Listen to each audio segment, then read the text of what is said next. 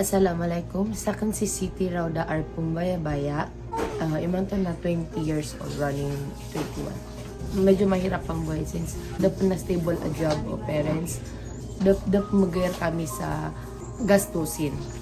So, medyo mahirap kasi na sa gikabalingan namin na mawatan sa lugar na kapakaya mabanugan namin sa Kanggalubakan. Taya ko no, nako before stage, 13 years old. Sige kaya tulad namin na siyaya sa walayami sa sala.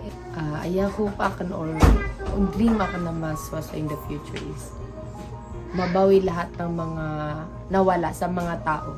Lalo na sa mga backbitters. Since isa rin ako sa naging victim and sana maging masaya sila doon in the future.